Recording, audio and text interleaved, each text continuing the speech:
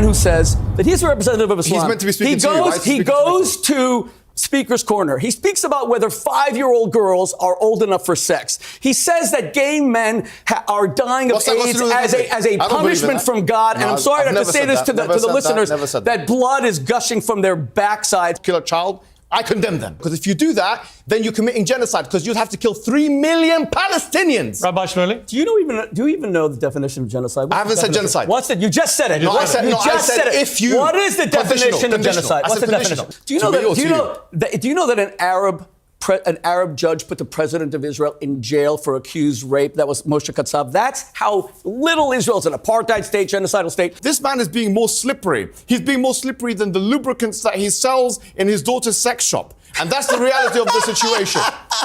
Did you really just say that?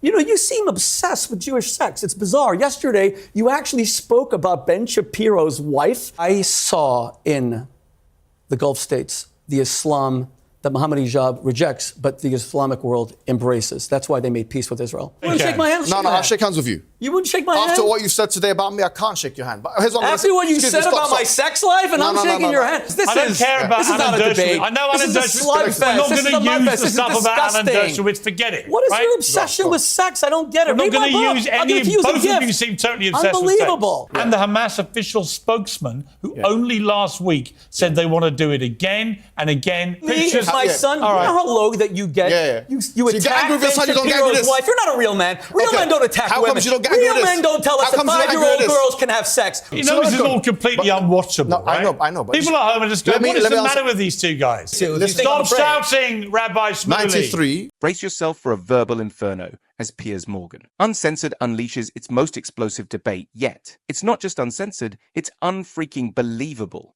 Viewer discretion advised. Seriously. Watch Muslim firebrand Mohammed Hijab and Jewish powerhouse Rabbi Shmuley duke it out in a no-holds-barred, testosterone-fueled showdown. Mohammed Hijab bulldozes all civility, flashing dead baby pics and diving into Rabbi Shmuley's sex life. It's a verbal bloodbath with more low blows than a dirty boxing match. Gaza, genocide, dildos, nothing sacred in this unholy smackdown. Poor Piers plays referee in this apocalyptic clash of titans, but can he survive the crossfire? Tonight on Piers Morgan Uncensored, Israel at War, the uncensored debate. Mohammed Hijab is a Muslim philosopher, scholar and YouTuber whose first appearance on the show was viewed by more than 8 million people. Rabbi Shmuley Boteach has been called the most famous rabbi in America. He is the international best-selling author of Kosher Hate and The Israel Warrior. Both men are passionate, both men are influential, and they both have vehemently opposing views. Tonight, they go uncensored and head-to-head. We're bringing together two very opinionated, passionate, influential people, very opposing views, and we're going to have a proper debate, and we're going to see if somewhere there is perhaps more that we can agree on than we first imagined. So thank you for joining me, gentlemen. We tossed a coin before we came on air tonight, and actually you won the toss, and you said you want to go second. I defer to my brother. And the way this will work, Mohammed, we have 4 sections of this debate, and at the start of each one, you'll both get 1 minute uninterrupted to say what you want to say about each of the themed titles of each block. So you go first, and at the end of your minute, you'll hear a sound, and when you hear that, you end, and then Rabbi Shmuley gets his chance to speak. So the first theme is a simple one. Are Hamas to blame? You have a minute, Mohammed, from now. From one perspective, Hamas started the battle because obviously from October 7th, even they themselves title it Tufan al-Aqsa or the flooding of al-Aqsa. But from another perspective, if you really look at it from an international law perspective, we're talking about 1967, we're talking about Security Resolution 242, in which it is actually stated that Israel is in a belligerent state because they're occupying the West Bank, East Jerusalem and Gaza. And they have been, so therefore the war has been continual for a very long time according to international law. But let's remove Hamas from the situation altogether. Let's remove them. What do you have? You have the West Bank. And what do you have in the West Bank? You have 187 children who have been put in prisons. They have been put in prisons, according to Bet Salem, without charge. You have 44 children before October the 7th that have been killed before October the 7th in just 2023 alone. So if you remove Hamas from the equation, what you have the West Bank. You remove dominance from the equation, you have the West Bank, and what you have occupation, you have settlement, which you condemned, rightfully so. You condemned that on your show. The settlement's there. Okay. Rabbi Shmuley, 1 minute to respond. Resolution 242 in the UN doesn't mention a single thing about aggression or aggressor. That is a total fabrication, and it speaks about disputed territories. But let's be clear. The occupier of Gaza is Hamas. They won an election in 2006, had a civil war with Mahmoud Abbas, took the Palestinian Authority officials, threw them off buildings, killed Muslims, killed Arabs. Mahmoud Abbas is afraid to go to Gaza. He's terrified of Hamas. He hasn't been there since 2007. And let's be clear, Hamas is an abomination to Islam. Sultan Salah al-Din, the greatest Muslim conqueror of all time, after whom the main artery in Gaza is named, he said that you have to allow all prisoners to be redeemed. He would never hold hostages.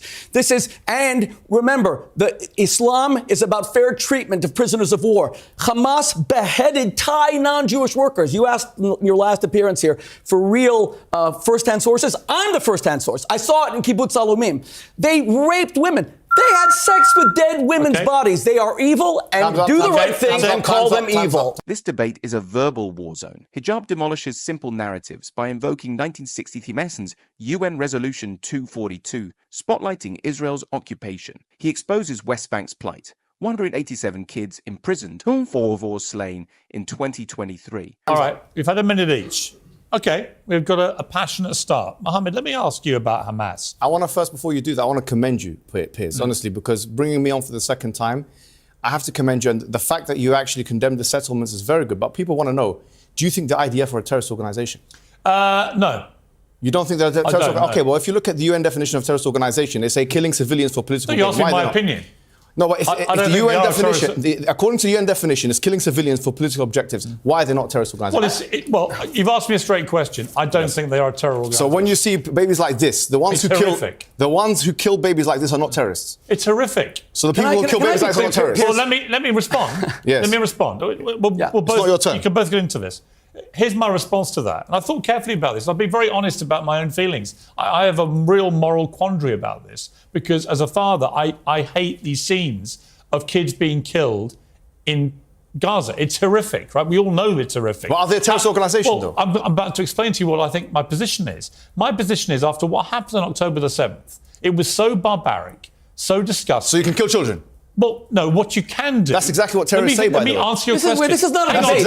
This is someone else becoming the host of the show and now interviewing you. I thought we were being interviewed.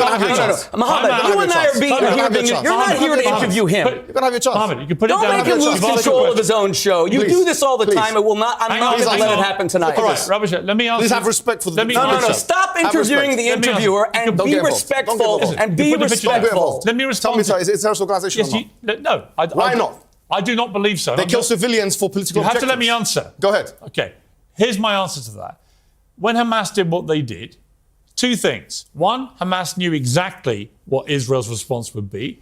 They knew they would come incredibly hard back. I don't absolve them. Wait a minute. I'm not absolving anybody. I'm not absolving them. Yeah, okay. I'm saying the West Bank is West Hamas. I know. Where's Hamas? You have to let me answer. You've got 44 children killed like this in the West Bank. This is ridiculous. Wait a minute, Rabbi Shmuley. Let me just answer you quickly. Go ahead. I believe Israel has a right to defend itself from after that terror attack. But can they kill children? Wait a minute. Can they? Wait a minute. Particularly after the Hamas spokesman only last week said that they want to do this again and again and again. That's an existential threat to Israel. Why don't they fight them man to man? Man to man. Fight them man to man. Why do you have to kill children? Wait a minute. Let me Why do you have to kill children? Let me answer you, Mohammed. Why? Let me answer you. Of a ratio of 100 to 1, by the way. Let me answer you. 100 to 1 ratio. Let me answer you. Go ahead. Otherwise, it's pointless. Go ahead.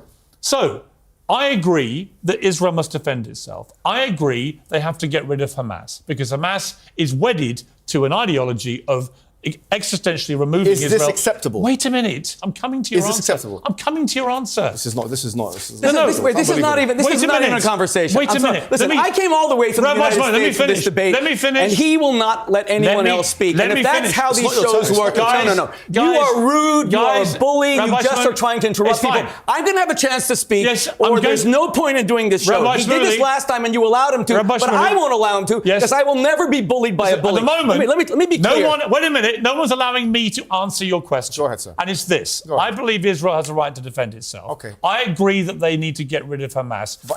Who are terror groups. In this way? Well, here's the quandary for me morally, right? Why is it a quandary, though? I'll tell you why. With Hamas, it's not a quandary, I'll tell you why. The interview is savagely interrupted by Mohammed Hijab's brutal confrontation of Piers Morgan. He waves around a graphic picture of a dead Palestinian child in utter disrespect of the baby, Piers, who he wouldn't even let speak, and Rabbi Shmuley, who had travelled all this way just for hijab to rudely take over the show, totally uncalled for. This unbelievable stunt by hijab reeks of immaturity. In war, when you declare war, as Britain did with the Nazis... 100 to 1 ratio. No, 100 of course, to 1. There are combatant to non-combatant ratio. A far higher number of children in Gaza, proportionate to population, than almost anywhere in the world. Piers, so when they go after Hamas... Give me a chance. Very sadly... Mohammed, let me finish. Very sadly... You are the one who insisted on equal time. I never did, but you will not respect equal time. I will come to you literally in 30 seconds. He's going to ask you a question. In 30 seconds, I'll come to you. He's going to come to you afterwards. Let me finish, please. I am in charge here, Mohammed. So my final point on this is, unfortunately, in war, civilians get killed. 100 to 1 ratio. 100 to 1 ratio. Yes. 100 to 1 ratio. Yes, they get killed. No, not 100 to 1 ratio. It's an unacceptable ratio. Get killed.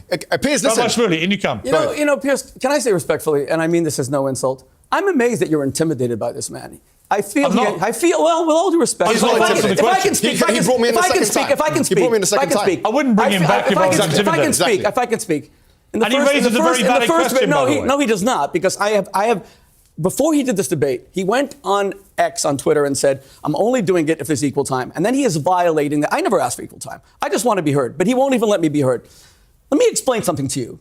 You said in a video the other day, and you can look me in the eye, you said that Jews are now trembling. Mohammed, I am not. No, don't interrupt me. I am not trembling. It's all on my Instagram page. Now, you see this yarmulke? It means that I represent something. I'm an ambassador. You're an ambassador of Islam. You are talking about a religion that started the world's first universities, educated women. Fatima started the first university in the 9th century in Fez, Morocco. Irrelevant. Now we have a man who says that he's a representative of Islam. He's meant to be speaking to you, right? He goes to Speaker's Corner. He speaks about whether 5-year-old girls are old enough for sex. He says that gay men are dying of AIDS as a punishment from God. And I'm sorry to have to say this to the listeners, that blood is gushing from their backsides. They're better off. You know what it is? Because you are desecrating a great world religion. Now let me tell you why. Let me tell you why it's here.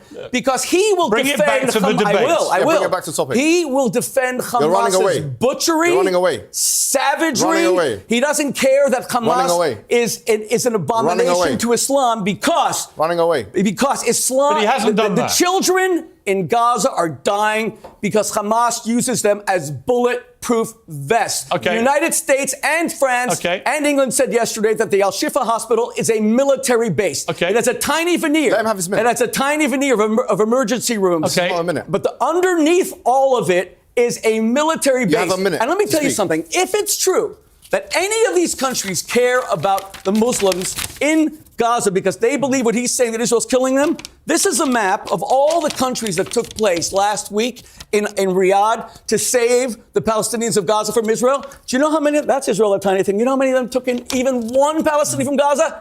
Zero, nothing. Look at that map. Because they want to. The Arabs want to see. The Arabs want to see Hamas. Don't intimidate me. Don't bully me. Don't intimidate me. I'm not afraid of you. I've got to be able to ask. Piers Morgan and Rabbi Shmuley absolutely butcher hijab's ridiculous arguments. After Piers' partial success at giving hijab a shut-up call, Rabbi Shmuley unleashes a verbal firestorm, incinerating Hamas apologists and exposing Arab hypocrisy. He tortures the idea of disproportionate casualties, revealing Hamas's brutal human shield tactics. Shmuley's words are napalm, burning through hijab's credibility and setting ablaze the notion that Israel's the aggressor. I've got to be able to ask questions. It's a debate. Let's come back. Let me ask you one specific question which he raised, which I don't think actually is your belief. I don't think you have defended what Hamas did on October the 7th. Yeah, I haven't. I think you share our view. Unless I'm wrong. Are they evil? Are they evil? Stop speaking. Is it me or him? Are they evil? Rabbi Shmuley, Hamas you're now doing what you accused him of doing. Stop speaking. Let me ask you, what is your view of Hamas post-October 7th? I think that they, just like anybody else, have to be examined, have to look at all the... What's your opinion about them? Yeah, I think that, here's my opinion. Let me be straightforward about this, right? Anybody who kills civilians, anybody, whether it's the IDF, I'm consistent in this manner. If it's proven beyond reasonable doubt that these people have killed civilians in both of our faith traditions, in Islam and Judaism, In the Quran it's mentioned. In the Prophet, he said it himself. You cannot kill a woman, you cannot kill a child. I condemn them. I condemn them. That's what I do. Straight away, whether he's Muslim, whether he's non-Muslim, whether he's Christian or anybody else. I've already said that. So I'm not being inconsistent here. My question is, if that is exactly the barometer that we're using, if that's the moral reasoning that we're using, then we have to say, look, if you have a 100-to-1 ratio, and that's what it is, a 100-to-1 ratio. And do you know how I got this figure? I got this figure from the IDF themselves because they have reported to but let me ask you this. Does Hamas deserve to stay in power after what they did? I don't think we should have Hamas in power. What I think we should... No, let me tell you... we should have... How do you get rid of them? We should have a Palestinian Authority with bigger armies and airports, with proper tanks and with airplanes like every country in the world. You know what? You might be right. But absolutely. They won't allow it. The Israelis won't allow that. How do you get rid of Hamas? What you don't do, I can tell you for a fact, is try and kill 30,000 of them with a 100-to-1 ratio. Because if you do that, then you're committing genocide. Because you'd have to kill 3 million Palestinians. Rabbi Shmuley? Do you even know the definition of genocide? I haven't said genocide. What's it? You just said it. I said if you... What is the definition of genocide? What's the definition? I said if you do. You always claim to be an academic. You're always touting your Oxford credentials. What is the definition of genocide? You said conditional. Genocide is where... Genocide is where... You'll be genocidal. Genocide is where you target an ethnicity for extinction. Ethnicity, side, murder. Yes, if you do it. If you kill 3 million Palestinians, are you genocidal or not? If you kill 3 million Palestinians, are you genocidal or not? Don't speak over each other. There are 1.8 million Muslim Arabs who live in total peace in Israel as equal citizens. In fact, Israel practiced reverse discrimination against the Jews because the Jews are conscripted to fight Hamas. So, if Israel, excuse me, no, you will not interrupt me. If Israel, you will not interrupt me. You will not interrupt me. You will not interrupt me. You will not bully me. You will not interrupt me. I am not afraid of you. Stop saying the Jews tremble. Now, let me be clear. Let me be clear. We're getting nowhere if you shout over each other. Well, then you need to control your guests with all due respect. Okay, he said equal time, and there's no equal time. Now, there's no equal time. If Israel was interested in a genocide of the Palestinians, why do they have 1.8 million equal Arab Muslim citizens who are in the Israeli Supreme Court, who are 1/3 of the medical profession? Do you know that an Arab judge put the president of Israel in jail for accused rape? That was Moshe Katsav. That's how little Israel is an apartheid state, genocidal state.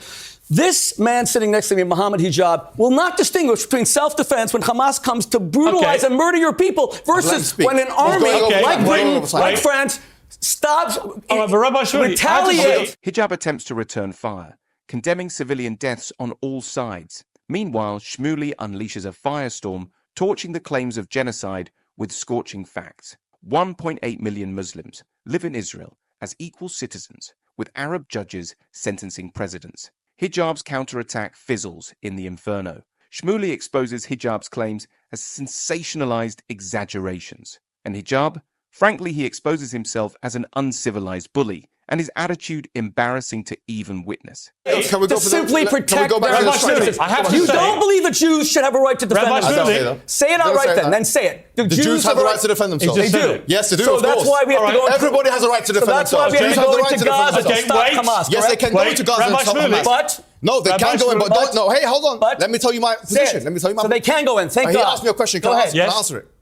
Yes, they can go into even fight. Even Abu Ubaidah, the general of Hamas, he said, "Nahnu fi intidharikum" in Arabic. We are waiting for you. That's what he's been saying. Hold on. You've asked me a question. Go ahead. They do have a right. What I've been advocating all along is face-to-face confrontation. What I'm against, what I'm against is a 100-to-1 ratio, because if you have 100... We're going to come to this in block 2. All right. Okay, fine. Hamas is hiding under hospitals. What face-to-face confrontation? Hamas is shooting children who are going south. I'm okay with face-to-face confrontation. I like it. Block 2 is exactly... It's the honourable way. Block 2 is exactly this question. Go ahead, let's go. My only observation, Rabbi Shmuley, so far, you're being more personal and ad hominem than he is. With all due respect, I think that's extremely unfair. Because every time I say anything, no, listen. And you keep answering for him. And in fact, when you actually ask him questions, because he gives you straight answers. If Mohammed Hijab wants to be a representative and ambassador of Islam, then he has to take responsibility for his position. I don't want to be any of that. He actually said that Islam believes in death. You're not going to beat us because we want to die. We're prepared to lose thousands of people. Is Islam really a religion of death? You are a poor ambassador of your faith. Hey. You believe in martyrdom. Of course I do. You want to be a martyr? Yeah, absolutely. You want to die fighting the Jews? I didn't say Jews. Who said Jews? Okay, do you know you what want to be a martyr where? What does it mean? Yes. Martyr means someone who dies for his faith. Muhammad told us, "Man qutila duna malihi fahuwa shaheed." Whoever dies defending themselves, defending their wealth, is a martyr. No. Do you want to die defending Islam, but do you want Islam to be a religion of peace? Hold on. This child for us is a martyr. You're right. Do you agree or not? Because Hamas is using him as a human shield. Really? Yes, Hamas is hiding behind him. Let's go to the next section. Condemn Hamas. All right, let's time out.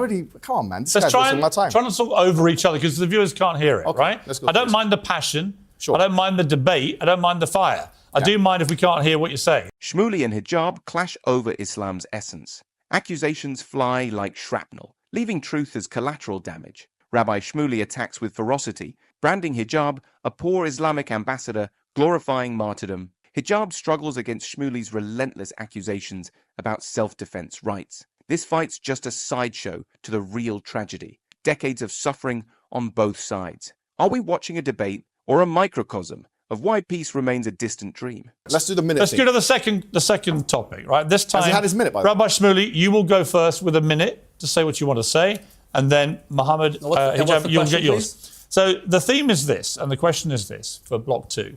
Has Israel gone too far in its response to the October the 7th terror attacks? Okay, Rabbi Shmuley, you have a minute starting now. I just came here by taxi and passed a statue of Winston Churchill. That's in the lifetime of our parents, okay? He is the greatest British statesman of the 20th century. You know what he did when he had a genocidal threat, knowing that Hitler wanted to eviscerate, annihilate Britain? He carpet bombed all of Germany, Dresden, Essen, Hamburg. Israel has not even gotten close to that. Israel does not send its Air Force to carpet bomb cities. It sends in its military. I have a friend who died, six children, 39, because he was personally trying to stop a Hamas terror tunnel. Israel is surgical. Israel is only going after the fighters. Israel has opened humanitarian corridors for the Palestinians to go south. Hamas shoots them and makes sure they don't go. Hamas builds its military structures. Right, Shifa Hospital is this much hospital, and it's this much military. They love using Palestinians. And that's why they've stolen their money. They got about $16 billion from the international community. There isn't one bomb shelter in Gaza. They don't care about the civilians at all. Israel's doing the right thing. Mohammed, you have a minute. This man is being more slippery. He's being more slippery than the lubricants that he sells in his daughter's sex shop. And that's the reality of the situation. Did you really just say that?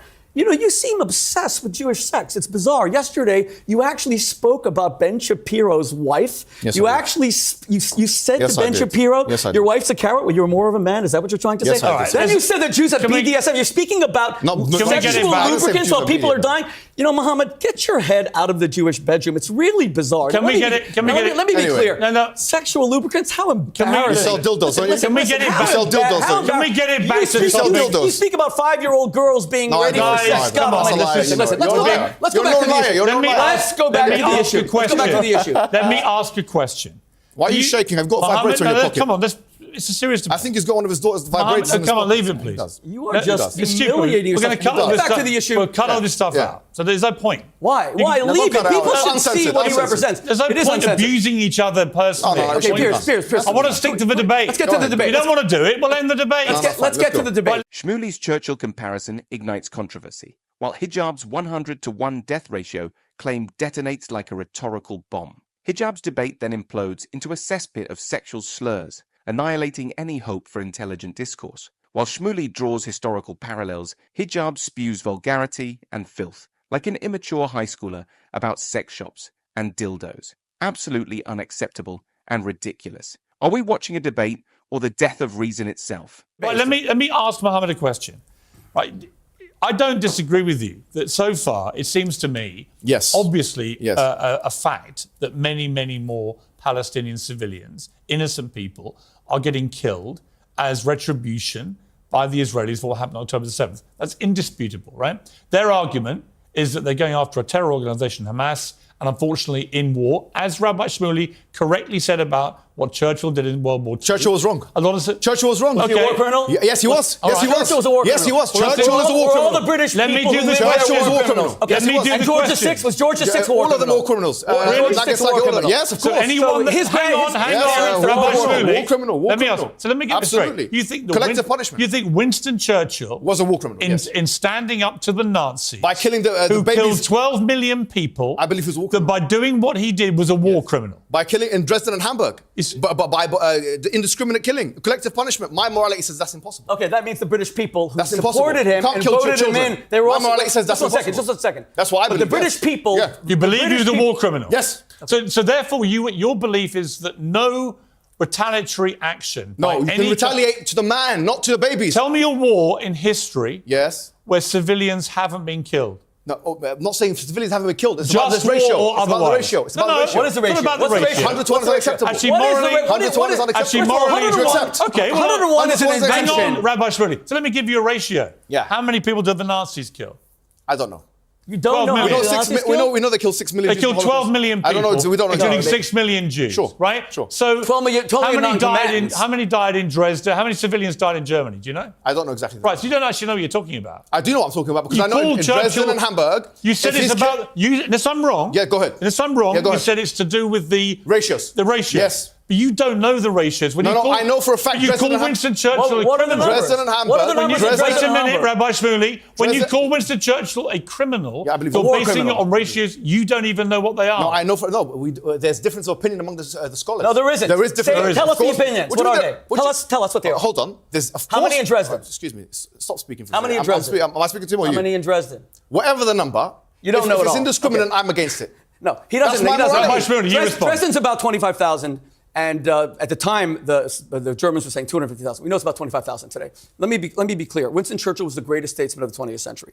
He saved the world from I agree. Nazi terror. Yeah. That you could live in a country that is only around today because of the bravery of that man showing no gratitude is the height of... Stick on topic. Stick on topic. And to call all the British people who defeated the Nazis... Stop interrupting me. Stick Who on topic. defeated Please the let each other Nazis, speak. war criminals, Stick on topic. his parents, all the other people, Off topic, war off criminals... topic, off Let me ask Rabbi Shmuley a is question. wrong. No, let me be clear. Hijab's attempt at historical debate implodes spectacularly, revealing a mind as empty as a war-torn city. His Churchill bashing crumbles faster than Dresden under bombs, exposing a goldfish-level grasp of history. The Nazis had already butchered 12 million people, including 6 million Jews. In the face of such unprecedented evil, Churchill's actions were part of a desperate fight for survival against a regime bent on global domination and genocide. Hijab's ignorance is the real war crime here. No, let me be clear. Let me Off topic. Don't interrupt each other. Clear. Mohammed Hijab trades in falsehoods. 300 to 1? What are you talking about? 100 to 1. And now he says he says the Jews are about to kill 3 million Palestinians. I didn't say they're about to. I said the if. fact that this man considers You don't himself an understand. Oxford academic. I was a rabbi at Oxford University for 11 years. This is a graduate from there? travesty. Did you graduate from there? This is a Let travesty. me ask you a question, graduate from Rabbi any Shmuley. university? That Wait a he, minute. Did you graduate from any I university? have a rabbinical Did you degree. graduate? Let me answer. You excommunicated. Let me answer. Well, you excommunicated, Let me answer. right? I swear you were excommunicated Let me. from the I am a rabbis. All right, rabbinical. honestly, Can I speak? This is pointless. Go on. Rabbi Shmuley, is there a limit to the number of civilians in Gaza that Israel can kill to try and That's a eliminate good question. Hamas? That's a great question. Yes, there is. What's the Thank you, limit? but let me ask you. Not even one. Not one beautiful Palestinian child should have to die because Hamas kicked out Mahmoud Abbas. That wasn't my question. And not one should have to die. What the answer to your question is that Hamas, if they surrender unconditionally, then Which they're not all of gonna that. do. Okay, fine. But is there a limit? Then let them allow all the civilians. Is there a limit? Israel said that all the civilians can leave. All the civilians should go south. They begged them, and that's something that militaries never do. Churchill did not tell the people in Dresden, "Come on," and. You came with all your notes. We get the point. I'm not here. We get the point, Mohammed. I get the point. I get the point. This is all proof that he can't debate me. So he has to use these images. Debate me. We didn't ask you to come on with all your exhibits. Rabbi Shmuley, let me ask you a question. A member of the cabinet in Israel was actually quoted as saying that nuclear weapons were an option that Israel could use.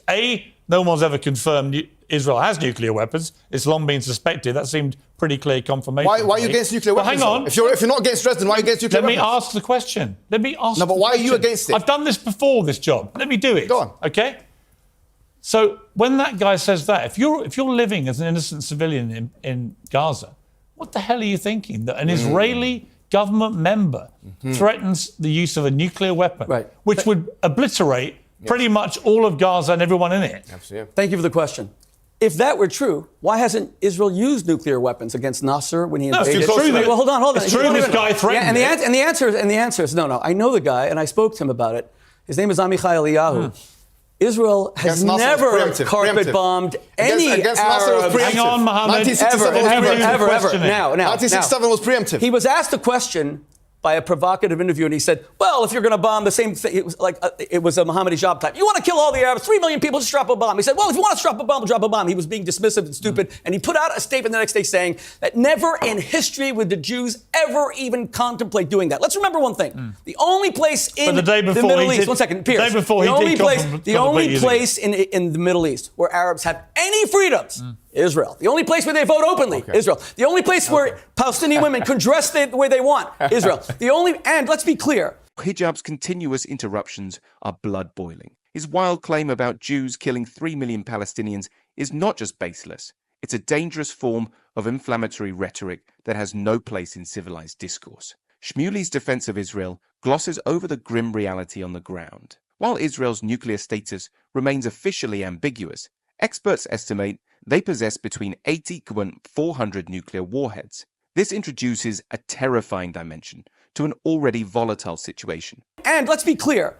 When Mohammed Hijab gets up and says that we Palestinians want to be a religion of death, you know, I just got a haircut coming here by an Arab barber here in London, and he said to me, I hope you defeat this guy because he doesn't represent us. We want to live. We want to have good lives. We want to be religious. We want to eat halal. But we don't want to die for martyrdom. You are not a Muslim. You're an Islamist. You're an Islamist. Let me ask Mohammed a question. Let me ask Mohammed a question. Hamas has 240 hostages. Stop. Hamas has 240 hostages they took, including babies, young kids, grandmothers who survived the Holocaust. I mean, an unspeakable further criminal act. We can agree, right? Of course. Why should Israel agree to any ceasefire so long as those hostages are still being kept hostage? Look, my position is very clear.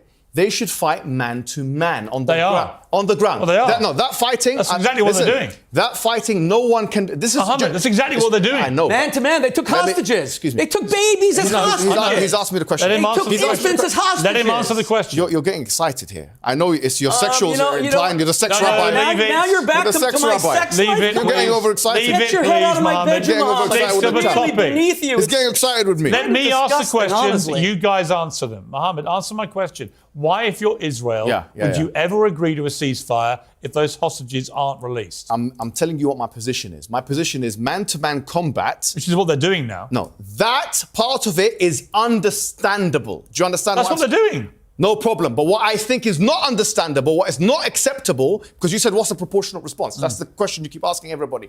My answer to you is a proportionate response is one where in which the ratios are not 100 to 1. That's your invention. Excuse me, please. Where does that come from? What's your source? Okay, tell me the source. Tell me the source. IDF. The IDF. Yeah, sure. Tell me when did they say it? They said, I know all the IDF spokespersons. I know Jonathan Daniel Conricus. Daniel Hagari said what? When? Okay, so let me explain. No. Excuse me. When did he say we're killing Palestinians 100 to 1? 10 days ago, and it's mentioned on a website. I'll tell you the truth is, they don't. He never said this is pure fabrication. Let me finish. You asked me the source. Which website? You asked me the source. Which website? Let me ask you the source. Al Jazeera? No. Is it Al Jazeera? You've asked me a question, right? Okay. Are you scared to hear the response? Go ahead. Okay, the response is as follows. The Guardian has reported that the IDF have said that in terms of the numbers of Hamas that have been killed, I'm answering this question. I know. The Hamas that have been killed, they say, quote unquote, dozens. Now listen. Hamas or civilians? You said civilians. No, wait a minute. You said civilians. Wait a minute. I'm telling you where I got the 100 to 1 ratio. Mohammed. 100 to 1 ratio comes from the numbers have invented it. 10,000 civilians, the numbers 60. It's actually more than 100 to 1. As soon as you call him out on anything, he has no sources. No one can hear what you're saying. Okay. Let me respond to him. This is a blood libel. Let me respond. Pierce. The Jews have a right to respond I'm about to a blood question libel. him. It's a blood libel. Here's the reality. I read that report. That was about at least 2 weeks ago, Yeah, right? 10 days, yeah. The numbers have changed a lot. Yes, they have. Israel now believe they've killed a lot more Hamas. They don't know exactly how many, because actually, how do you tell on the ground By the way, Piers, to the one Hamas thing. fighter and a member of the general population? Mohammed Hijab's stance is a delusional fantasy, utterly divorced from reality. His call for man-to-man combat is laughably naive, bordering on the absurd. Does he think this is some schoolyard brawl? We're dealing with a complex geopolitical nightmare, not a WWE match. His wild, unsubstantiated claims about casualty ratios are nothing but inflammatory rhetoric. Hijab's arguments are as flimsy as a house of cards in a hurricane. And a member of the general population. Do you know, according to the IDF, and we've done a study on the names that they put on X, they had 1,280 names that they put on X, and according to Haaretz, they put, Haaretz is, as you know, is a left-wing newspaper in Israel. They also put the names of those who have been killed. Guess what? According to them, 340 military have been killed, which means Hamas's ratio of combatant to non-combatant is 3 to 1. Imagine Hamas is doing a better job in protecting civilians than Israel. 3 to 1 versus 100 to 1. I would say that Hamas, by what they did on October the 7th... 100 to 1 versus 3 to 1. Wait a minute. Ordered, by doing what they did, they ordered de facto the disintegration of northern Gaza that we're seeing. Of course. And all the civilians and the suffering. deaths Have you seen the deaths of thousands of civilians. Let him finish. They knew what was going to happen. I agree with that. Pierce, So that's why they should go.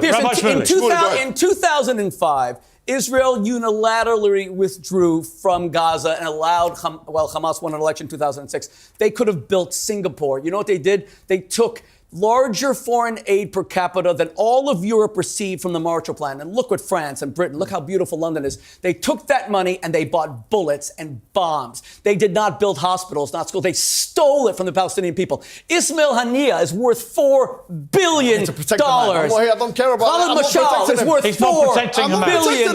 Why are you talking about him? Call him an evil criminal. You're afraid to. Because he won't. You see, he will never condemn Hamas because he has condemned Hamas. Go ahead. I've heard him do it. Excuse me. No. He condemned Hamas's attack. He's never condemned Hamas. Well, let me ask you: do you condemn Hamas? On what basis? Here we go. See, hold on. Play Do you accept now? Let me ask you a question. Every answer is on what basis? On what this? On this? What's your source? Even if you ask me, if you do condemn the IDF, I'd say specify your context. In what exact context do you defend Hamas as a terrorist organization that just went and killed 1,200 people, burned them alive, beheaded them, and took 250 hostages? Do you condemn them or not? Do you condemn them or not? Get your head into the debate, and do you condemn them or not? See, this is a debating tactic. It's 2-on-1 now. Let him answer. Let him answer. It's 2-on-1. It's become 2-on-1. Let him answer. You're not a victim. Stop the victim, but now it's 2-on-1. Stop the victim. You love portraying yourself as a strong man. Now you're a victim. It's 2-on-1. You probably could take 2-on-1. So answer it. Answer the question. Is Hamas a terror organization you condemn? Yes, is that something you and your Is daughter Hamas a terror organization probably could take 2-on-1? It's a reasonable question because you asked me, is the IDF a terror Okay, beautiful. I'll answer your question directly. Hamas is as much a terrorist organization. No, Hamas shouldn't be called a terror organization if the IDF isn't. Why? Because if it's either both or not. There we are. This is either both or neither. Okay, but just to extrapolate your position, because you believe the IDF is, then you're also saying that Hamas is. Let me tell you my position. Say it. Say it. Hijab's stance is a colossal joke, a pathetic attempt to whitewash Hamas's atrocities. He touts a 3-to-1 combatant to civilian ratio for Hamas, painting them as some kind of ethical warfare champions. But let's shred this fallacy to pieces, shall we? The very act of using civilian areas as military bases, a well-documented Hamas tactic, puts innocent lives in the crosshairs.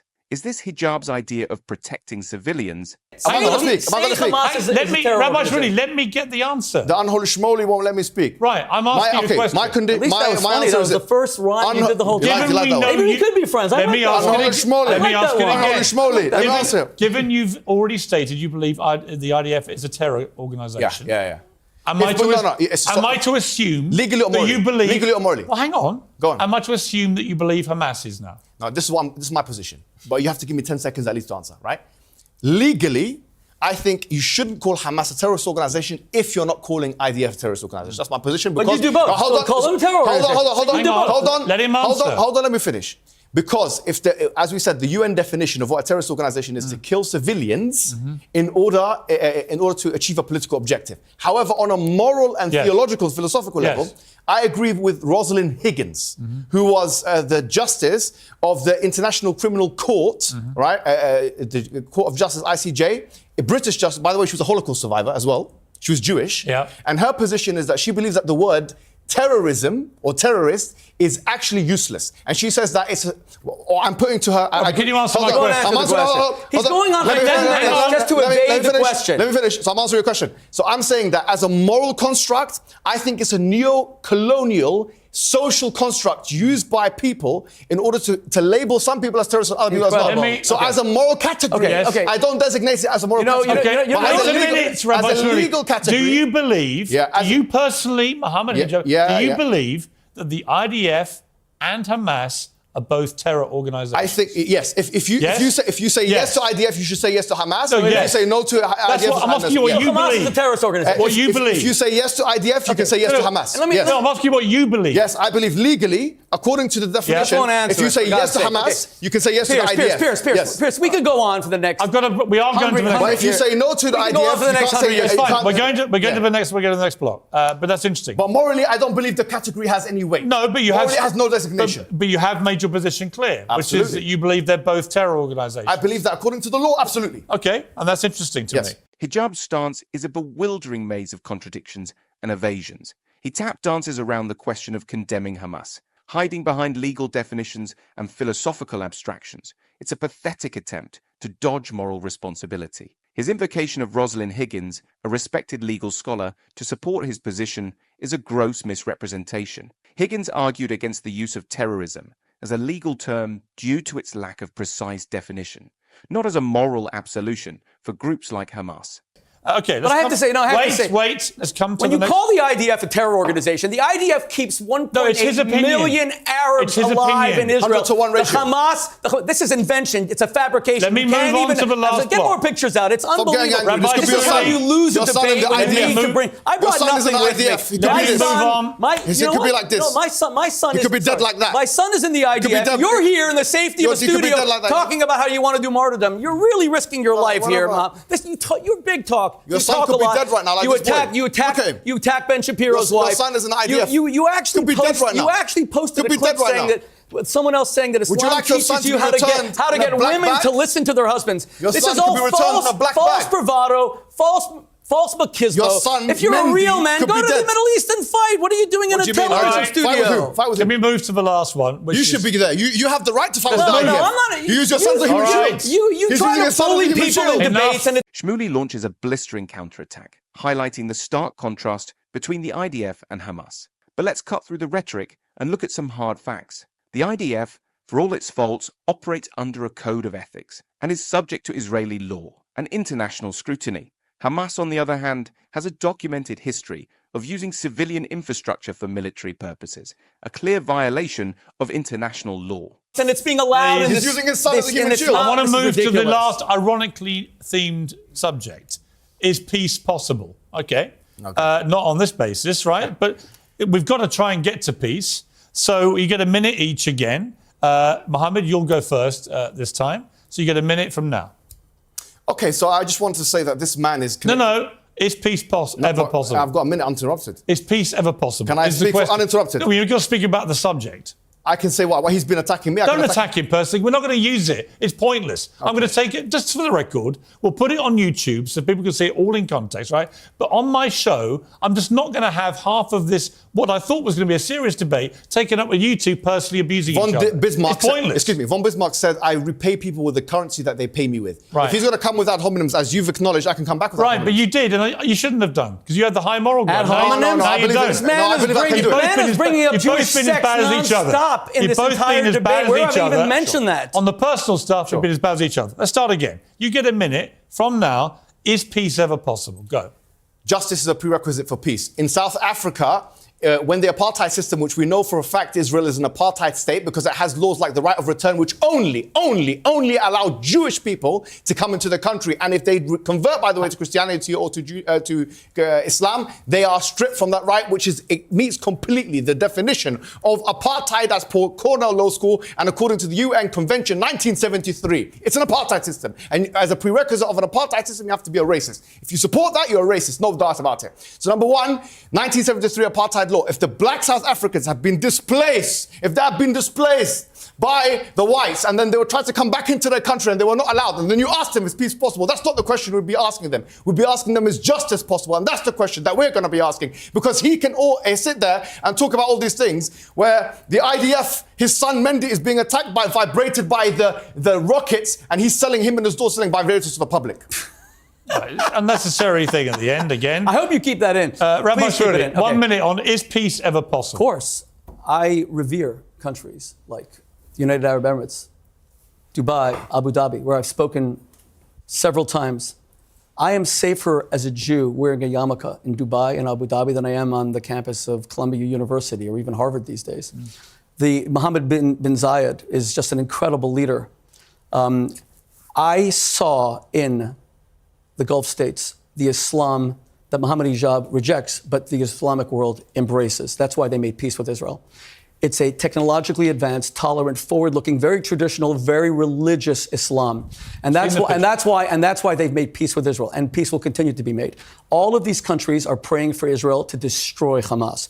Because Mohammed Hijab is an outlier. He's an extremist, and his views, his views as he represents them at Speaker's Corner of things about women being subject. Okay. But let me just be clear.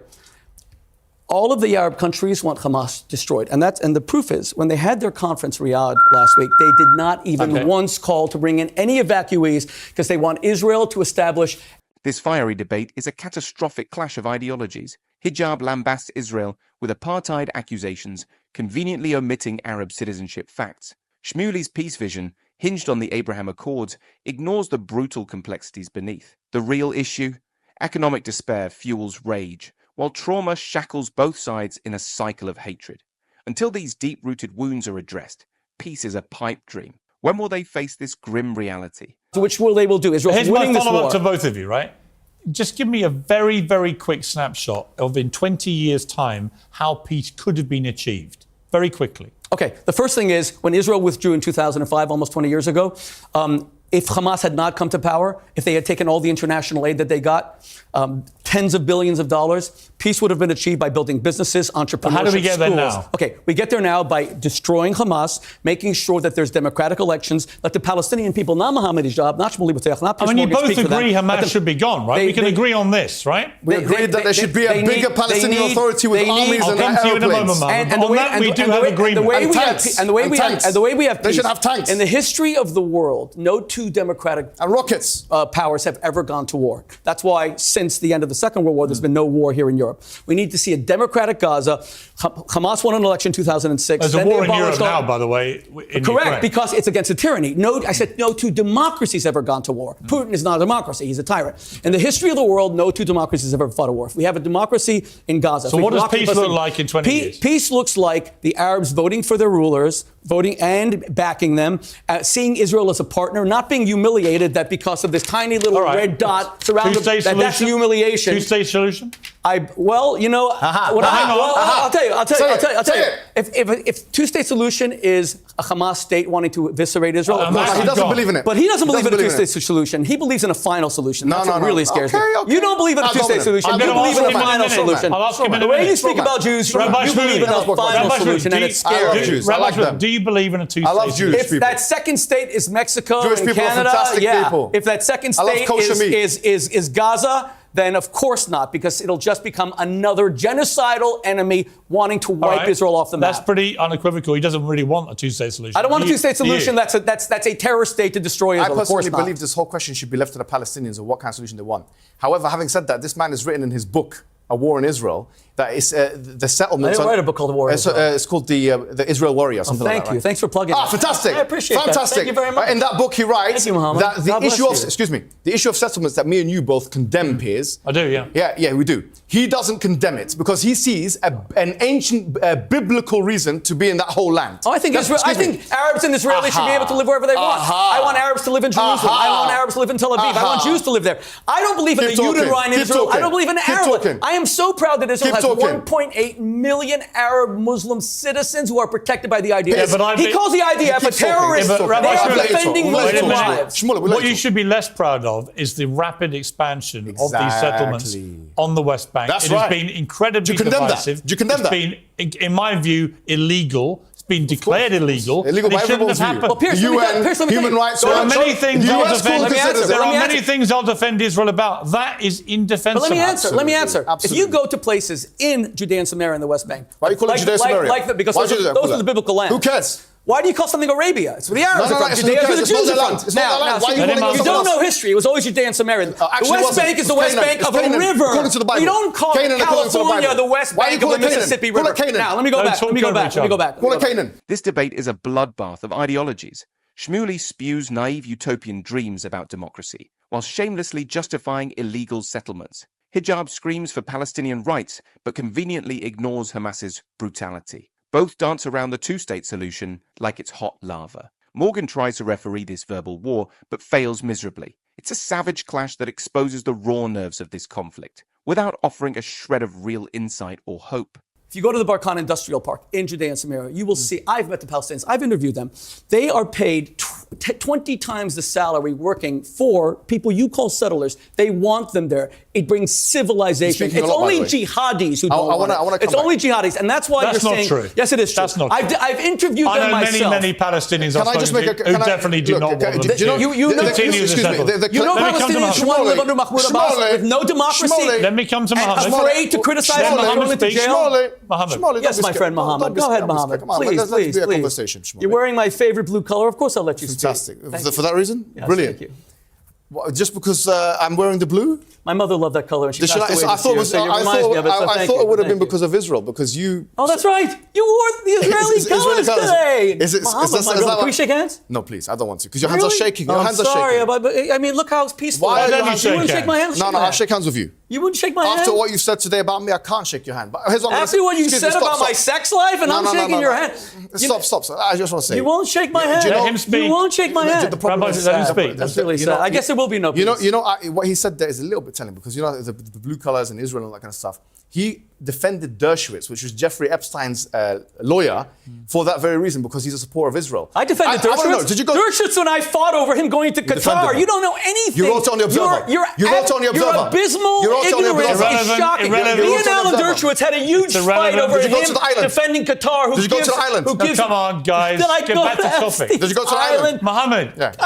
Anyway, 20 years time. Mohammed. 20 years time. No, I don't care about Alan Dershowitz. I know Alan Dershowitz. I'm not going to use the stuff about Alan Dershowitz. Forget it. What is your obsession with sex? I don't get it. I'm not going to use any of both of you seem totally obsessed with sex. Unbelievable. Well, I wrote a book called Kosher Sex for Marriages. I didn't write it to get into other people's bedrooms. I don't care about either of your sex lives. Okay? He seems pretty interested in mine. 20 years' time. I'm not interested. 20 years' time, what does a potential peace look like? I don't know. But that's a speculative question, to be honest. You're asking me a hypothetical. You Two-state solution? I don't know. You're asking me a hypothetical question. I asked you a hypothetical. You said I don't do hypotheticals. I wanted to give me hope. Why did you not answer my hypothetical question? If you're asking me a hypothetical question, the Belfast question. Why? Huh? Remember, I asked you the Belfast question and you didn't answer it. I don't think there is. The only parallel. Why didn't you answer that one? Because they're different situations. No, but it's hypothetical. You're asking me a hypothetical now. Why? Well, you have to answer. I'm just asking you. No, but why do you have a double standard? I don't think asking you how peace might look like is hypothetical. No, it's talking about the future in a hypothetical. How would you like? Let me rephrase it. How would you like it to be resolved, this crisis? Okay, fantastic. Okay, look. Yeah, let's look at history. River to the sea. That's how you want it, right?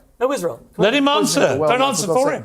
Hijab savaged the idea of peaceful settlements, while Shmuley brutally countered, touting economic benefits. Their refusal to shake hands epitomized the bitter divide. Both men continue to get personal, only further depicting their hate for the other's side. Morgan's peace plea was ruthlessly shot down, revealing the entrenched positions that continue to ravage hopes for resolution in this decades-long strife. Honestly, you'll be surprised to know this. and people talk about, you said this, and I have to correct you.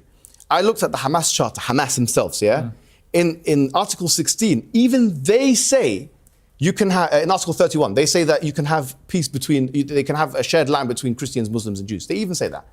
I think the most radical elements, everybody you want, the jihadis, these one, that one, no one actually wants the extermination of Jewish people. That's a lie. Actually, that's not true. The Hamas charter. Wait. Now let me speak. I'll tell you the who. Hamas charter. Pierce, you know, let me speak. I'll tell you Hamas charter calls for the Hamas charter says that behind every single tree and stone where a Jew. That's hadith of the Prophet. Now you're saying that the Prophet Muhammad said that. It says that every Jew has to be murdered. How can you possibly deny that? That's hadith. You know, you have. That's hadith. What's the hadith say? The hadith says in the end of it's an eschatological hadith. Yes, go ahead. It's an eschatological hadith which says that on the end of times there'll be a war and there will be trees and stones that say behind me is a Jew killing. So Muhammad is saying that the Jews should be killed? This is a hadith which has been misinterpreted. What does it mean? So, but anyway, what does it mean? What does it mean? No, it means that it's an eschatological. It's not an imperative. What does it mean? It's not an imperative. Are you obligated to kill a Jew according to the hadith? You're not. Okay. I'll tell you.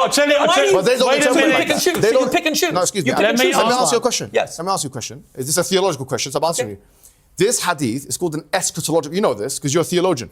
It's an eschatological hadith. It's not talking about. It's not literal. It's not. It's not like 1 Samuel chapter 15 verse number 3, where it says, "Go and kill the men, women, children, donkeys, and oxen." Which, by the way, Netanyahu quoted. No, that's not true. He quoted the Malik. He said you can kill them 1 minute. It's not like that. See, this is the blood libel of saying the Jews want to. Can I get a word in here? But Pierce, let me put a point to. I'm going to put a point to Mohammed. Of course. I'll tell you who wants the absolute annihilation of every Jew they can get their hands on. All the Hamas terrorists who crossed the border on October the 7th, who gleefully recorded it, boasted about it, and the Hamas official, wait a minute, and the Hamas official spokesman who only last week said they want to do it again and again and again. If you don't think Hamas are wedded as an organisation to the annihilation of Jewish people, you are living in their charter. In their charter it says that they will murder every in London. Now they've showed us what they want to do. That I agree with. Hold on. Let me tell you why I agree or disagree. Both the IDF and Hamas, on paper, say they don't want the annihilation of Muslims and Jews. No. The Hamas charter says that's not true. I'm not going to. The Hamas charter says explicitly that every Jew will be murdered by Hamas. They are a genocidal charter. Yes, it is. And you're not. You are lying. I'm sorry. It's not true. Nobody can hear either of you. Right, the point is, in my estimation, after October the 7th, Hamas are now openly boastful, genocidal bunch of terrorists. Yes, hold on. With terrorists calling their parents and saying, I killed 10 Jews. I just said the Likud party in 1999 had the charter, and in it they said they want the whole of Israel, including, as he believes, the West Bank and Gaza and everything. If we are going to, because there is... Did they say they would kill Arabs? God forbid, Arabs are equal citizens. Arabs will be equal citizens. Let me finish.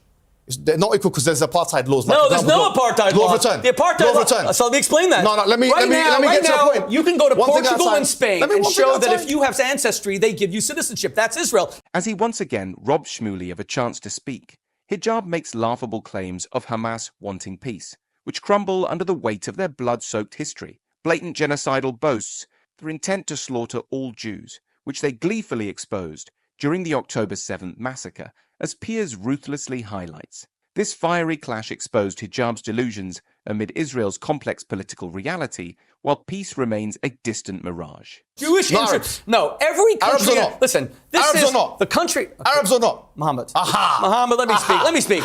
We live in a Christian country where the sovereign head of state is a Christian. I'm a Jew. I never felt alienated from the fact that this is a Christian country. Arabs live as equal citizens in the Jewish state. All right. You're a Muslim. Wait a minute, I'm going to give you know the astonishing thing is... You can actually ask each other questions now. Muhammad had two Jewish wives, but you won't shake the hand of a Jew. And you know why? That's not Islam. That's Islamism. Right, Islamism is deeply anti-Semitic and it's sad. Shmuley obliterated Hijab's pathetic apartheid claims, reminding us Arabs have full Israeli citizenship. He brilliantly exposed Hijab's hypocrisy, contrasting his refusal to shake hands with Muhammad's Jewish wives. This verbal annihilation revealed Hijab's stance as extremist Islamism, not true Islam, not to mention the disgusting sexual filth Hijab has spewed so far. Hijab's weak arguments crumbled under Shmuley's relentless assault of facts and logic. We're going to the final part. The final part is where I want to try and end this, right? It's been acrimonious, it's been passionate, I'm not sure we've achieved very much, certainly not as much as I hoped to. I think we're all agreed that Hamas need to go. Many would perhaps agree Netanyahu should also have to go. He doesn't. He's his friend. Right. Well, I personally think the will of the Israeli people. His friend, right? Democratically elected leader, I believe in Hamas are democratically elected. Hamas is a dictatorship. They ended elections a year after they're a dictatorship. That's why Mahmoud Abbas will not go there. He's afraid of them. Let me finish. You can't just offer these fraudulences and not be challenged. We're coming to the final block. This final block you. doesn't have a thing. I just want to see if we can get to any points of agreement. Right? We've had all the arguments. You've shouted at each other. You've personally abused each other. Yes. Right? You're passionate. You've raised some good points, but they've been mostly shouted out. I just want to know how he would feel if his son comes back in a black bag you've like shown this. us the pictures, right? That's such a disgusting by the way, how would you like it? Wait, Mohammed, can we make sure this stays in the show? I'd like it as much as the pictures. My son, you know how low that you get? Yeah. You attack Ben Shapiro's wife. You're not a real man. Real men don't attack women. How come you don't get angry with this? Real men don't tell us that 5-year-old girls can have sex. Real men don't speak about another. Yes, you did. You said it. It's on my Instagram. Don't say that 5-year-old girls creep you best and should have sex. Why are you getting angry with them? You are talking about my son because you're not a real man. You're a bully. Why don't you fight an idea? And if you really believe, why'd you push your son as a human shield? You would not be in the safety of a studio in London. You can do find not bring up my son. Mendy's here. Do not bring up Ben Shapiro's wife. Stop picking on women. Imagine this is Mendy. Stop. See, you want a civil debate, but imagine a man saying that your son is dead. Listen, you have no morality. You have no decency. You have no goodness. And this debate is apart because this man is here to speak about my sex life. He's here to say my son's going to die. He is a Jew hater. He's an anti-Semite. He's an Islamist. And the fact that this debate has gone along this way, allowing him to evade every question. You come from European extraction. Are you Polish? Are you Polish? My father's from Iran, my friend. You know nothing about me. Okay? You're Ashkenazi. My father's from Iran. My father was raised around Muslims. And he didn't meet Muslims like you. I'm more Semitic than you are. What is the point of this? The fact that he's been allowed to offer fabrications of Jews killing 3 million people. The fact that he's allowed to offer fabrications that have no source, that the idea of his killing 1,000 to 1. The fact that he's been allowed to tell his lies is a travesty of this show. It's a travesty of the media. The fact that he has not been challenged by you, Pierce, is unacceptable.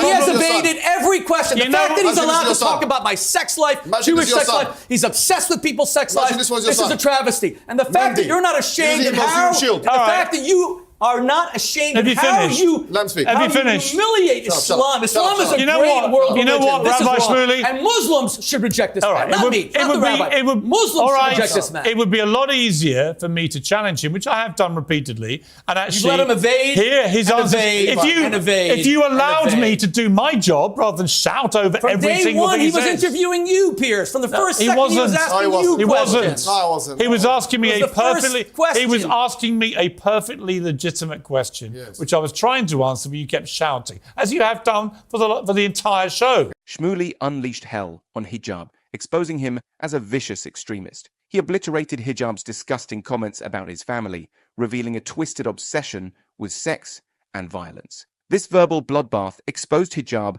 as a disgrace to Islam, his pathetic arguments crumbling under Shmuley's relentless assault. At the same time, Shmuley's mask of civility shatters as he unleashed a torrent of vicious personal attacks. Both men have unbelievably low tolerance. This is not a debate. A debate that talks about my sex life, attacks women, says my children are going to die. This is not a debate. For God's sake, put the pictures down. This is a man who cannot debate. He has to bring in these pictures. Why don't you make arguments instead of showing pictures? Rabbi Shmuley, drama. Rabbi Why do you have Shmuley, to show these pictures? Why don't the pair of you? Why don't you care about Muslims being killed by Hamas for 17 years, stealing their money? Should we just forget this? Why doesn't it bother you that Ishmael Haniyeh is worth $4 billion?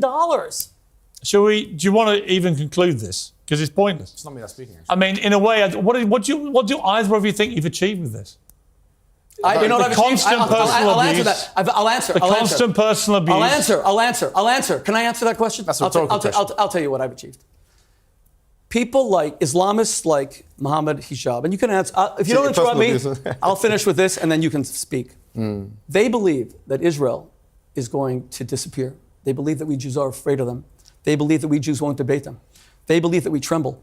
He did a video last week where he said, Jews. "Did you see how they tremble?" Who's they? I have seen. Who are they? Who are they? I didn't say Jews. Who did you mean? So why did you? Who did you mean? He meant the Jews. He won't even say it. Anti-Semitism can't. You know why I'm here? Weak. You know why I'm here? You're Let me weak. finish. You know why I'm here? Anti-Semitism You know why I'm can't. here? I'm here to show To shut the debate down because you're weak. We have you're weak, just like your son. Your son, the coward. Your son, the coward. The IDF coward. Down the Babylonians. It might be like this. We have stared your son, down the IDF the coward. Romans. That might become back we in have a black stared bag. down the Greeks. We will stare down Mohammed Hijab and the Islamists. You go fight with your son. Forever. Go fight with your son. We are the eternal nation. So Go fight you with know your what I've son. achieved? I've shown people like him that we are going nowhere. We're not afraid of them. We don't tremble. We're not afraid. And if we haven't achieved a constructive dialogue, we've tried with the Palestinians for 75 years. We offered them a two-state solution, 1936. I don't think you've made any attempt to civilize dialogue. Oh, come on. This was never civilized from the first moment. Okay, this was never civilized. Actually, it was. Please, can I just Actually, it was. respond to that? This was never civilized. Forget about all this. A man accusing Israel of killing 3 million Palestinians That's is a not what he fraudulent said. lie. That's not A what he man who said. cannot cite sources is a liar. I don't care. He's saying that Israel's an apartheid I'm immune state. to this.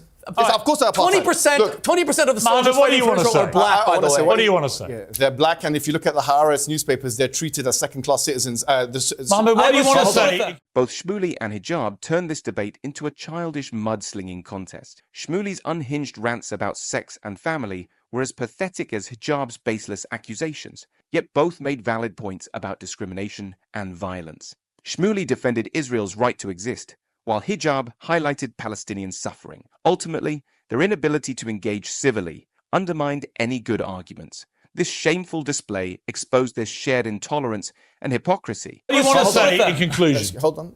I want to say something that he said about the Peel report in 1936, which is a point of historical contention. He doesn't know that. He mentions this in his book as well. And he's mentioned it before, 7 times that the Palestinians want peace. He doesn't know what history is. Because let me respond to you. In 1936 and 1937, where the Peel report happened under the premiership of Ramsay MacDonald, and then 1939, when the White Paper took place under the premiership of Neville Chamberlain, actually, the Arab Higher Committee, which represented the voice of the Palestinian people, agreed with the conclusions of the Peel report. In 1947, the Arab League agreed with the conclusions of the Peel report. He doesn't know that because he has no truth to that. No, I'll give you the sources. Excuse me. I'll give you the sources. The Mufti of Jerusalem, al-Husseini, said we will never accept it, and then he moved to Germany and lived with Adolf Hitler. That's the truth. The Mufti of Jerusalem was the leader. Let me give you the sources. Let me give you the sources. No, let me ask pure you. fraudulence. It's What do you not mean? true. The Mufti of Jerusalem was a Nazi, and he rejected it, and they all followed it. He was a Nazi, correct? No, he did. He was a Nazi. The Mufti of Jerusalem was a Nazi. He wasn't a Nazi. He shook hands with Hitler. No, he went to live with Hitler. I don't know if he went to live with Hitler. I don't know if he lived with him. Forgot about that. No, I don't know if he lived with him. He moved to Germany. You know this is all completely unwatchable, No, right? I know. But People at home are just going, what is the matter with these two guys? What is the matter with you? He wants my nation not to exist, and I want my nation to exist. Why can't you try and have some civilized dialogue? No, because I'm answering his questions. You can't. Let me speak. Neither of you can. Okay, so here's what I'm saying. I'm not interrupting him. I'm saying you didn't interrupt me. You've both done it to each other the entire show. Okay, here's what I'm saying. In 1936 and 1937, you have the Peel. He said, what's the source? The source is the Encyclopedia of Palestine. So the source is the cablegram, which you can find on the UN website in 1947. I'll tell you the days. On the 15th of May, 1948, which is one day after the State of Israel was established, according to the UN website, which you can find on the public records, a primary source material, that the Arab League said that we consider the conclusions of the Peel report as acceptable. And in 1948, they said that? 5 Arab nations invaded Israel the next day in the War of Independence. Great. Let me tell you why. 1% of the entire Israeli population were murdered by the Arab armies. Fine. Did you just say they accepted the state of Israel? Did you really just say that? I did say that. I said that. You just said that in 1948 the Arabs accepted the state of Israel. I'm giving you sources. Does this show up any credibility? Shmuley, let me give you sources. You just answered it. Can I give you sources? That's what you're there for. The sources that I'm presenting. Shmuley, my name is Shmuley. The sources that I'm presenting you is as follows. Yes, you're right. Of course, there was a war in 1940. 5 Arab nations. 5 Arab nations, only 3 of them crossed the border, according to Rashid in his book, 100-Year War, which I can recommend to you. And other books as well, Albert Horaini and others, secondary source material. But the primary source material is this. In 1947, undoubtedly, it's on the UN website, you can find that the Arab League, they accepted the conclusions of the Peel Commission that took place in 1936, 1937. By the way, years later? No, 1940. 1940. What about me giving you an example? This is all getting the weeds. Let me take you to the mid-90s, right? The mid-90s, there was a deal, 93, which was the proper deal, 93, right? And Arafat at the last minute walked away. That's false. Well, the source is Bill Clinton, who done the deal with it. The source is Dennis Ross. And let me tell you something. Bill Clinton says in his memoirs, Bill My Life, Clinton he makes says, I it very told clear. Yasser Arafat that you made me a failure. Arafat agreed the deal with Bill Clinton and then reneged on the deal. Correct. Can I answer? That's wrong. Looking back, That's wrong. it's not wrong. Can I answer? It's not wrong, Mohammed. And looking back, you have to give me a chance to respond. Let me finish my question to you.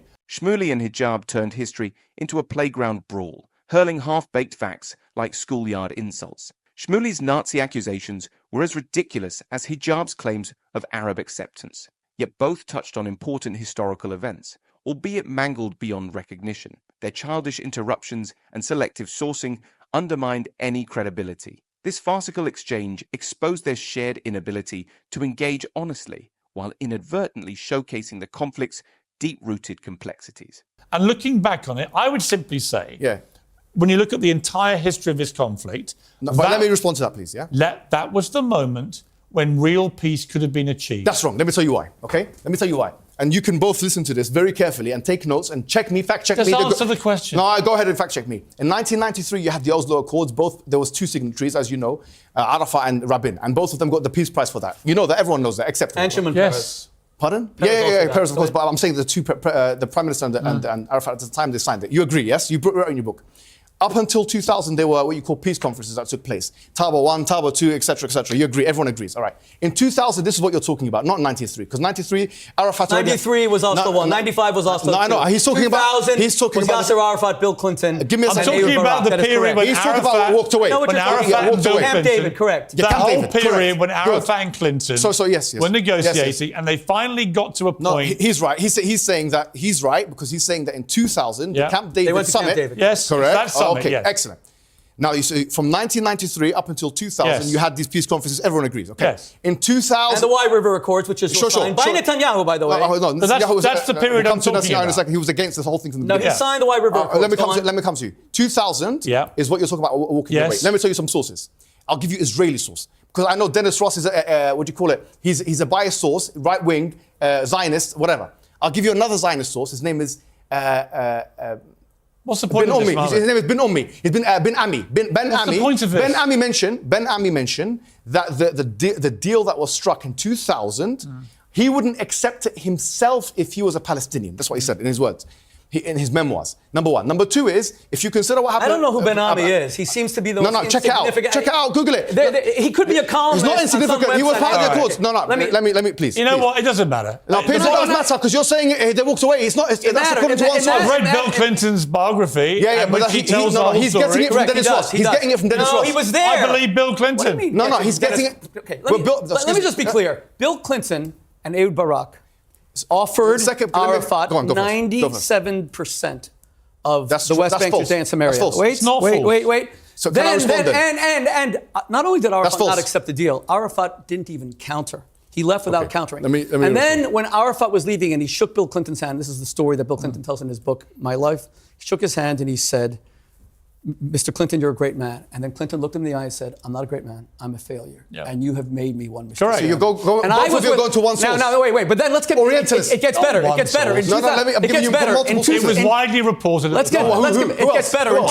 In 2008... You're wrong, Mohammed. How am I wrong? Give me your source. It was Arafat. The source is the president of the United States. He's biased like every other person. Arafat walked away from the best deal. No, that's wrong. That's wrong. In the whole conflict. Let me explain something. In my estimation... Do you believe Forbes Do magazine? you believe Forbes magazine that Arafat died a billionaire? Can we make it civil? Make it civil. Maybe Arafat didn't want to end to the point. Are you scared of my response? Are you scared? I don't think so. Great, you use the word scared a lot. Okay, don't run away. Let me respond. Okay, run away? Don't run away. 1990. I'm right here, Mohammed. Okay, great. Right here. So I'll get closer to you if you allow me to. Stop shouting, Rabbi Shmuley. 93. Shmuley and Hijab turned history into a chaotic battleground. Each ignoring real dialogue, both brought up historical points but twisted sources to fit their narratives. Each criticized the other's interpretation while failing to recognize their own bias. Their inability to engage constructively overshadowed valid historical arguments, offering more noise than insight on a complex conflict. Meanwhile, Piers probably feels like a babysitter. As we said, there was all these accords from 93 to 2000. Now, what were the contentions? Let me tell you what the contentions were on the Oslo Accords. Number 1, Jerusalem. Number 2, the settlements. Number 3, the occupied territories. Number 4, the borders. That's what they were mentioning. Yeah. You forgot the refugees, which is the most contentious. Yeah, sorry, refugees. You Correct. forgot that completely. Okay. The refugees, correct. Which is the right to return law, and we know this is apartheid anyway. But anyways, no, it's not apartheid. Okay, every we'll talk about country that. in Europe allows people with ancestry. You have a point, Mohammed. Okay, I do have a point, which is as follows. What is it? They divided the areas into area A, B, and C. Okay. That was Oslo 2 and 95. Okay, yeah, sure. So what I'm saying is, in that time, the question is who was treacherous to the agreement? Because we know that, as you know, you condemned the settlements. That was part of the Oslo Accords. No. The people who were treacherous was Arafat, who was giving the terrorists money to kill Jews. 1,000 Jews died, which is the equivalent here in Britain of 30,000 people being killed in terror attacks. All right. Can I ask Mohammed one question, please? You said Oslo 1, Oslo 2. May I ask you one question? I don't know if I want you to ask me any question. Well, you don't have to answer. But so this is the point. This is a myth. How much of the Palestinian population in the West Bank, as you call it, is controlled right now by the Palestinian Authority? What percentage of the Palestinians are under Mahmoud Abbas? You won't answer it. You don't know, do you? None of it, because all of it is IDF. He doesn't even know. No. Answer how many are controlled? None of it. Not according to Mahmoud Abbas. No. You know what the answer is? All of it is controlled by the 97%. Okay, here's what we're going to do. 97%. Do you know what it's like? I'm going to end the show by you both having a minute, uninterrupted, to summarise, right? Let him go first, it's no problem. How you think we move on from here? Because clearly anyone watching this is going to see two completely intractable sides, right? This is what I see on Twitter all day long. Right. I see people on the Israeli side and on the pro-Palestinian side, and they scream at each other all day long. Right, they say some things that are right, some things that are wrong. You're part of that as well. Whatever. There's a kind get you involved in it. Well, you both said to me before we sat down. I don't want to speak out absolve himself. Speak out of turn, but you both said to me independently. So now it's the two of us ganging up on him. Well, finally, you both said to me before we started. You said that the American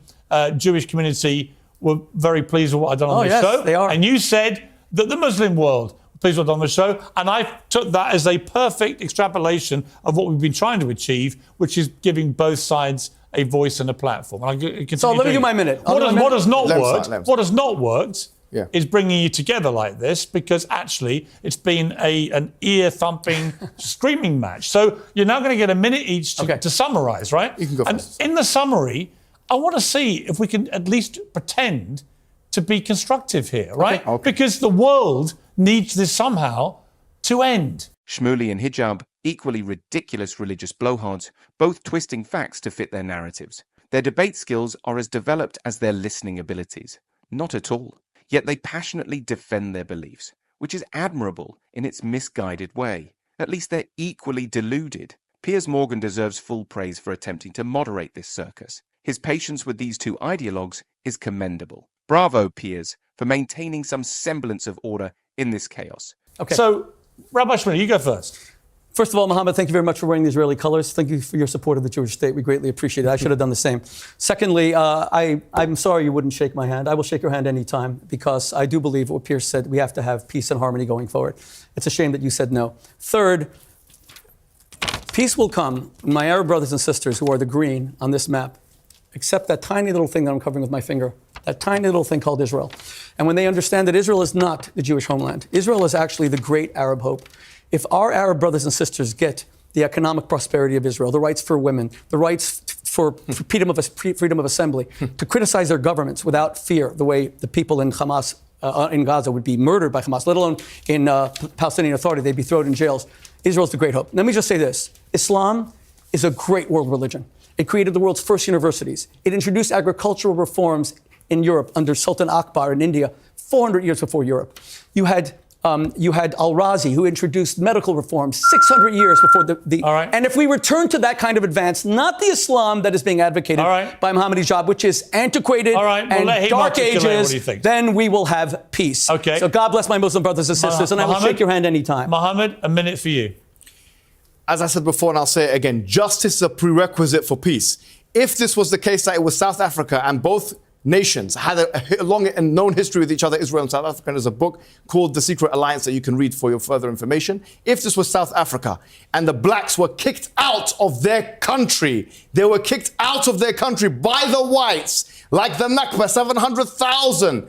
Palestinians were kicked out, and then they had the audacity to talk about peace, nobody would be accepting it. The apartheid laws of South Africa are the same effectively as the apartheid laws of Israel. You're not allowed to come back to the country unless you are of a specific ethnicity which meets the requirement for apartheid.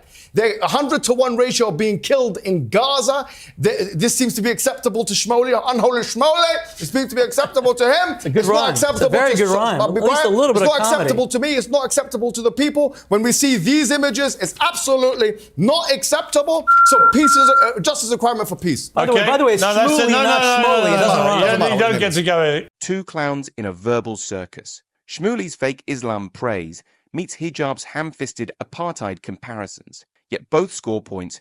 Israel's freedoms and Muslim achievements are real, as are Palestinian displacement and casualties. Their hypocrisy stinks. Shmuley ignores suffering. Hijab overlooks Hamas oppression. Still, they touch key issues, albeit clumsily. This ridiculous finale showcases their shared dishonesty while accidentally highlighting the conflict's complexity. Look, I found that quite a dispiriting hour. I've got to be honest with you. Doesn't matter. I thought both of you let yourselves down. I gave you a great opportunity here. We gave you an to try and opportunity as well, Piers. Come on. Well, fine, you can say what you like about me. I don't care. We gave you an audience. You gave us an audience. It's fine, but it's not just about the audience. It's about a big audience, which we're getting for all these shows, about a big audience seeing people try to come together. Don't be sanctimonious, though. Nobody here has seen you even try to come together. Why would it's dispiriting to me. Pierce, what can I do? Pierce, with all due respect, since try harder. I believe. Apartheid. You know, I believe. Do you agree with apartheid? I believe in Try harder, as Nelson Mandela did when he came out. Nelson Mandela could have gone down this road when he came out of prison after 27 years. And they called him a terrorist then. They called him a terrorist. No, wait a minute. Yeah, they did. He could have come out of prison and he could have taken the path of vengeance. He did. Instead, He was violent. Instead, what are you talking about? He took the path of peace. He was violent. He took the path of reconciliation. What are you talking about? When he came out of prison, he took the path of peace. He was violent. And you called him a terrorist. The British called him a terrorist. I take constructive criticism, and I will think about what you said. And Mandela was pro-Palestine. But I will tell you. He was against But I will tell you. If you bring two people on to a debate, and you're saying that we let you don't give him lessons. our audience. Don't give him lessons. Okay. Don't give him lessons. When you bring people, he's a very successful man. When you bring he's a very two successful people, man. and you allow I'll be quiet, man. One to bring up don't give them lessons. Stuff that is so just embarrassing, like people's sex lives. Well, you've written 30 books on sex. No, I did not. Yes, you did. I did. No, sex? No? I'm proud of my books on sex, but this is a debate about the Middle East. I don't care about your sex lives, either of you. All right. Seem to be really interested in mine, That's it from me. Whatever you're up to. We'll talk later. Keep it uncensored. Good night. Shmuley and Hijab turned serious issues into a schoolyard brawl, flinging insults like children. Their childish antics and refusal to engage constructively were equally embarrassing. Peers rightfully called out their shameful behavior, highlighting the missed opportunity for meaningful dialogue. His exasperation was justified, as these two clowns reduced complex issues to petty squabbles. Kudos to Peers for attempting to foster understanding, even if these two made it impossible. His disappointment speaks volumes about the need for mature discourse. This debate was hotter than a Hamas rocket launcher. Did Hijab's baby pick stunt make you cringe? Or were you cheering Shmuley's dildo-laced counterattacks? Let us know if you think Hijab's man-to-man combat suggestion is genius or just plain bonkers. And don't forget to rate Piers' referee skills on a scale of deer in headlights to UN peacekeeper. Smash that like button if you survive this verbal war zone, subscribe for more intellectual blood bars, and comment your favorite insult from this unholy smackdown.